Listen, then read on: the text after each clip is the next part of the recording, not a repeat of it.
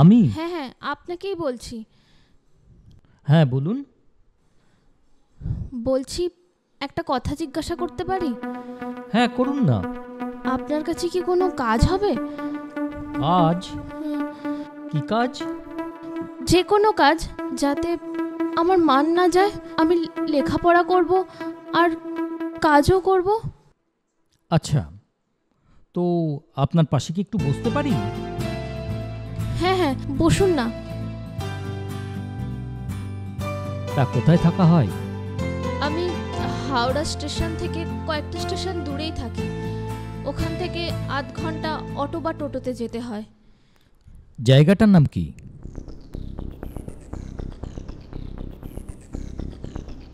না না, আমি বলবো না। আরে, জায়গাটার নাম যদি আপনি ঠিক করে না বলেন, আমি কি করে বুঝবো যে আপনি কোথায় থাকেন? বলুন। তার মানে আপনি আবার আমাকে সেখানে রেখে আসবেন, তাই না? না না, আমি বলবো না।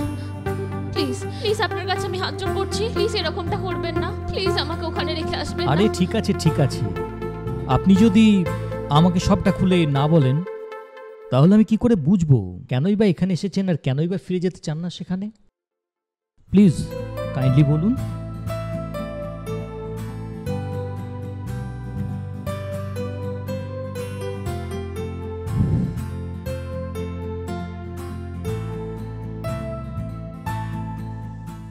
ছোটবেলায় বাবা মা একটা কার অ্যাক্সিডেন্টে মারা যায়। তারপর থেকেই আমি মামার বাড়িতেই থাকি, মামার কাছেই মানুষ হই। মামা আমাকে লেখাপড়া শিখিয়ে অনেক বড় করতে চেয়েছিলেন। আমিও চেয়েছিলাম লেখাপড়া শিখে আমি অনেক বড় হই, নিজের পায়ে দাঁড়াই।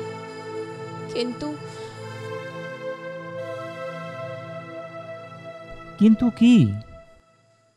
বাদ সাধলেন মাইমা। মামা ব্যবসার জন্য প্রায় বাইরে বাইরে থাকতেন, আর আমাকে দিয়ে বাড়ির সমস্ত কাজ করাতো। ঠিক মতো খেতে দিত না, পড়তে বসলেই খুব মারতো। এই অবস্থায় আপনি এত বড় হলেন? হ্যাঁ। তাহলে বাদ সাধলেন কেন? পাত্রপক্ষের কাছে টাকা খেয়ে একজন 70 বছর বয়সের লোকের সঙ্গে আমার বিয়ে দিতে চেয়েছিলেন। বুঝেছি। সকালে তো বেরিয়েছেন, কিছু খেয়েছেন? ঠিক আছে, চলুন আমার সাথে সামনের দোকানটাতে, আসুন।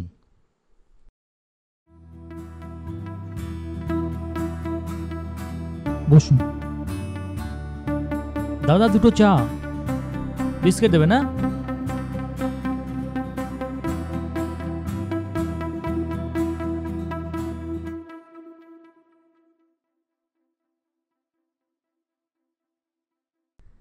তা এখান থেকে কোথায় যাবেন?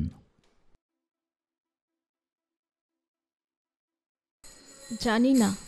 মানে কোথায় যাবেন, কোথায় থাকবেন এসব ঠিক না করেই বাড়ি থেকে বেরিয়ে পড়েছেন? ভগবান আমার সাথে আছেন। অদ্ভুত।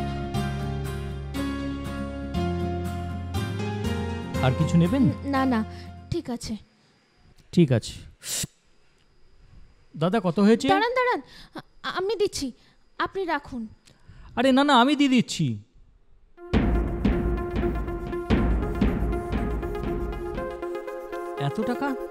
এত টাকা কোথায় পেলেন আপনি? এগুলো আমি টিউশন করে জমিয়েছি।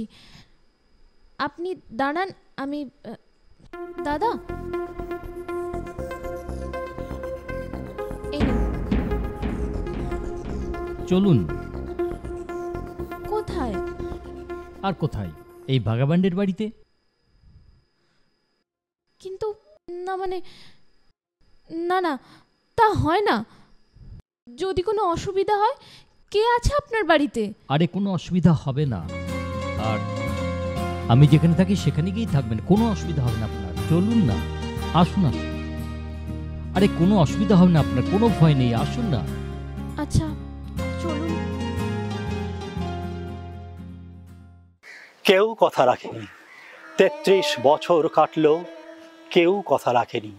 বুকের মধ্যে সুগন্ধি রুমাল রেখে বরুণা বলেছিল, যেদিন আমায় সত্যিকারের ভালোবাসবে সেদিন আমার বুকে এরকম আতরের গন্ধ হবে। ভালোবাসার জন্য আমি হাতের মুঠোয় প্রাণ নিয়েছি। দুরন্ত ষাঁড়ের চোখে বেঁধেছি লাল কাপড়। বেশ্য সংসার তন্ন তন্ন করে খুঁজে এনেছি ১০৮টা নীলপদ্ম। তবু কথা রাখেনি বরুণা। এখন তার বুকে শুধুই মাংসের গন্ধ। এখন সে যে কোনো নারী, কেউ কথা রাখে না।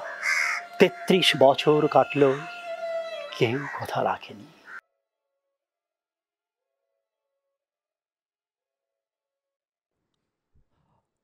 আরে কাকে ধরে এনেছো? ও আমার একজন দুঃসম্পর্কের আত্মীয়া। ও আচ্ছা, বুঝেছি। আমি জানি তুমি কোনো খারাপ কাজ করবে না, তুমি ভালো ছেলে। তবু দেখো, কেউ কথা রাখে না। আরে তুমি অফিস যাওনি? হ্যাঁ গিয়েছিলাম তো, আবার যাব। কে উনি? উনি আমার বাড়ির মালিক। ও আপনি আচ্ছা। আসুন, ভেতরে আসুন।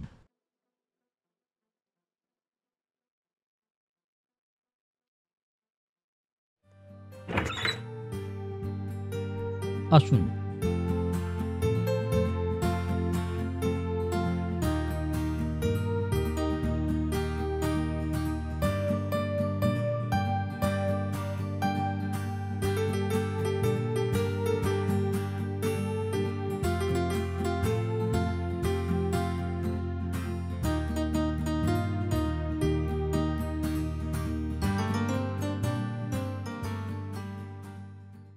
রান্নাঘরটা এদিকে, আর আপনি আমার ফোন নাম্বারটা নিয়ে রাখুন। হুম, কিছু যদি দরকার পড়ে এই নাম্বারে কল করে নেবেন, ঠিক আছে? হ্যাঁ নিন, 92623928 567। ঠিক আছে? বলছি কিন্তু কোনো কিন্তু নয়, আজ আপনি এখানেই থাকবেন, কোনো অসুবিধা নেই, ঠিক আছে? কেন করছেন আমার জন্য এত কিছু? সেটাই তো বুঝতে পারছি না। আচ্ছা শুনুন, কালকে কিন্তু হ্যাঁ, আপনি বলুন। এখান থেকে আপনার টিফিন নিয়ে যাবেন। আর আরে ওসবে কোনো দরকার আছে, নেই। বলছি শুনুন প্লিজ। আর জামা কাপড়গুলো রেখে যাবেন, আমি কেচে দেবো। সে তো হলো, কিন্তু আপনার তো কোনো ব্যাগ দেখছি না বা ড্রেসও নেই, তো আমি আসার পথে আপনার জন্য কিছু ড্রেস নিয়ে আসবো, ঠিক আছে? এত কিছুর দরকার নেই। একটা ড্রেস তো লাগবে, ঠিক আছে? এখন আমি আসি, পরে আসবো। আচ্ছা আচ্ছা, ঠিক আছে। ভালো থাকবেন।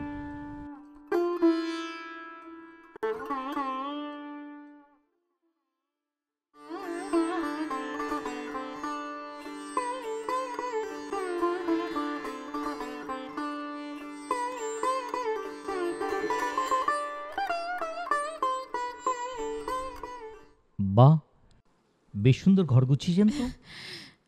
আপনি এসে গেছেন? হ্যাঁ, বলছিলাম কি, রান্নার কি কি লাগবে একটা লিস্ট করে দেবেন, আমি এনে দেবো সব। আচ্ছা সেসব পরে হবে, তার আগে দাঁড়ান। আপনার টিফিনটা আমি রেডি করে দিয়েছি, ওটা আগে নিয়ে আসি। আর আপনার জামা কাপড়ও কিন্তু ইস্ত্রি করে রাখা আছে। বাবা,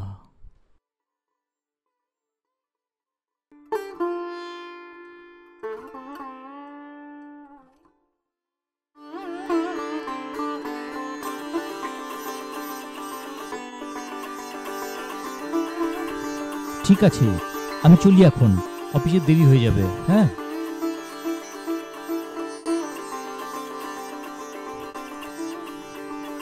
আমি চিনি গো চিনি তোমারে, ও গো বিদেশিনী, তুমি থাকো সিন্ধু পারে।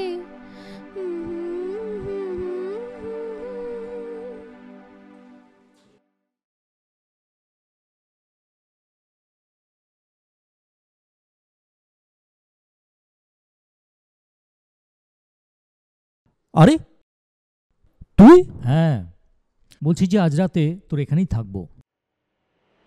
কেন?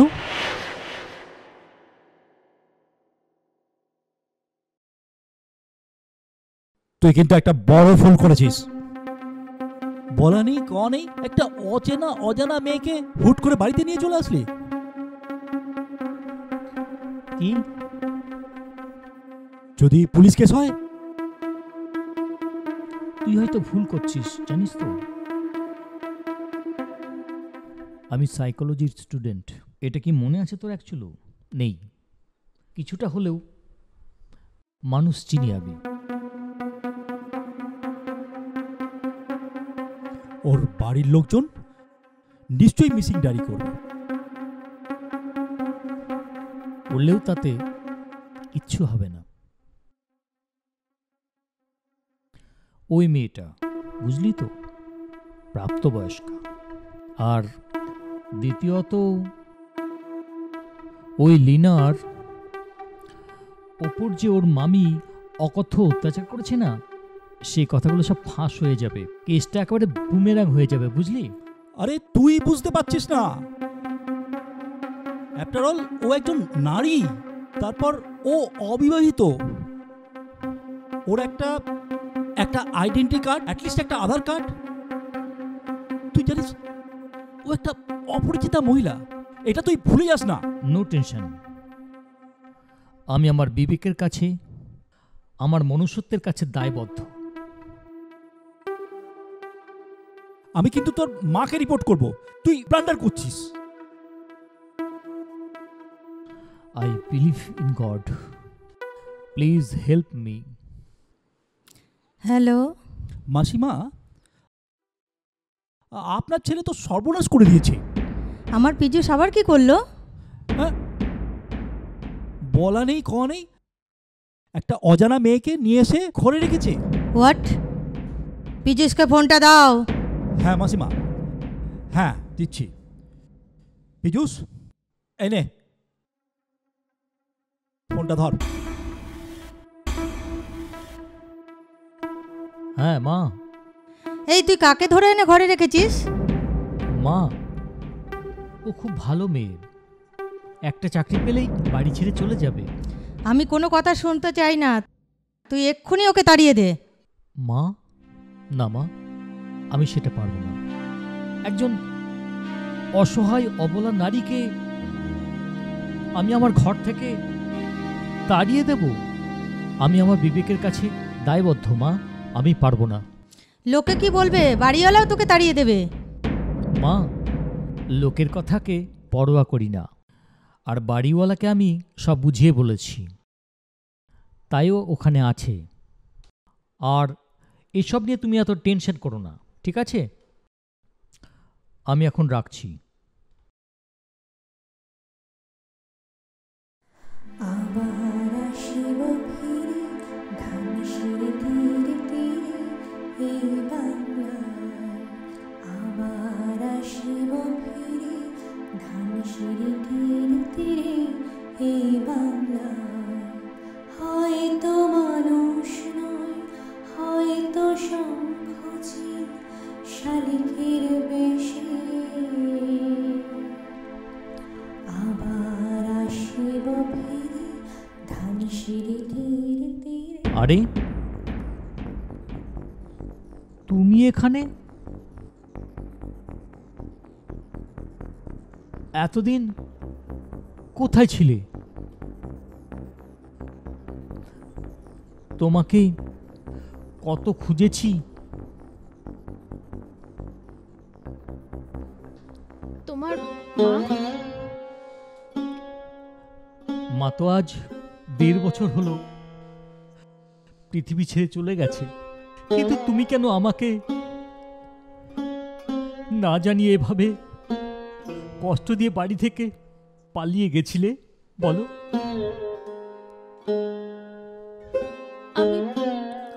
আমিও পালাতে চাইনি, আমি বাধ্য হয়ে।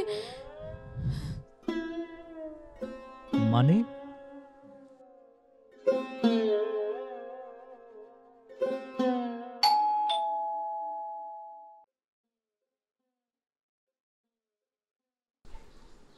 আপনি কে? তুমি যার দয়া এখানে আছো, আমি তার মা। ও আসুন আসুন আসুন, ভেতরে আসুন।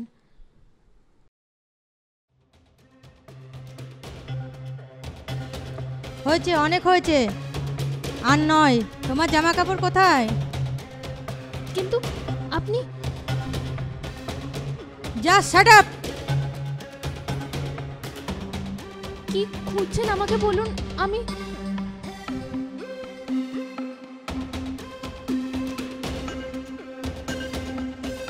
কি খুঁজছেন আমাকে বলুন না।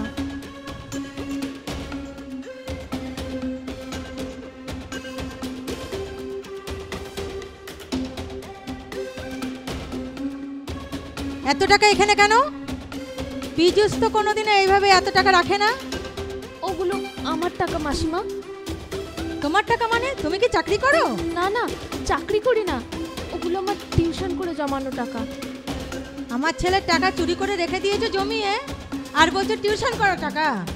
না না মাসিমা, আপনি এরকম মিথ্যা অপবাদ দেবেন না প্লিজ। ওগুলো সত্যি আমার টাকা। Just get out and get lost. কি করছেন কি?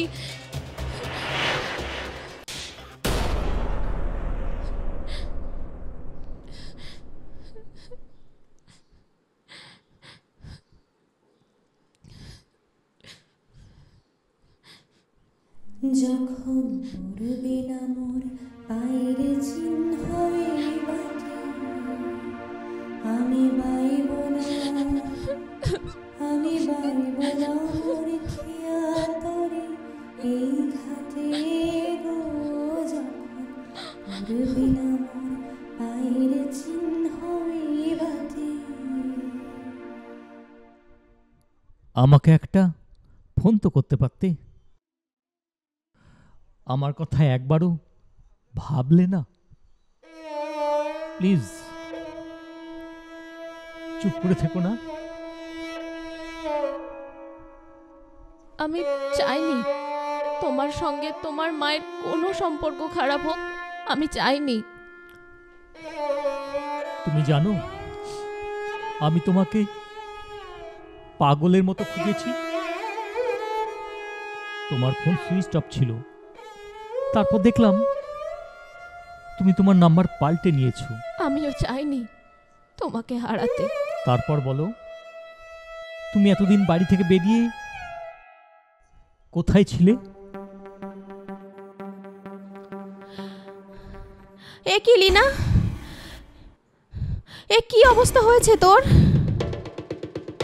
বস, তোর কপালে রক্ত? কি হয়েছে বলছি? দাঁড়া দাঁড়া, আমি ফার্স্ট এড বক্সটা নিয়ে আসছি।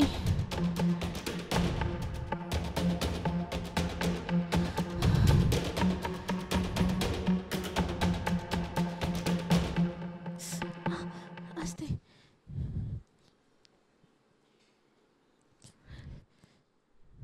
তোর ভালোবাসা মানে? তোর এই মনোভাবতার জন্যই তো আজ তোর এই দুরাবস্থা। যাকে ভালোবেসেছি তার জন্য তো এটুকু স্বার্থত্যাগ করতেই হতো, তাই না? আর আমার বিশ্বাস যে সময় সব কিছুর উত্তর দিয়ে দেবে একদিন। যা খুশি কর, কিন্তু তোর এখন আর কোথাও যাওয়া হবে না।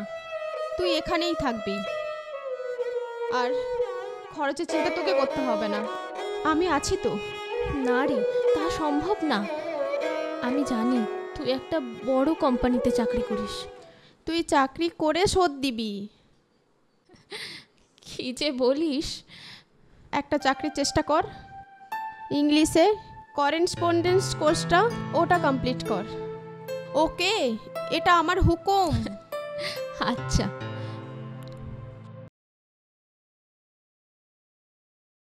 সত্যিকারের ভালোবাসা যে সারা জীবন মনের মধ্যে থেকে যায় পীযূষ।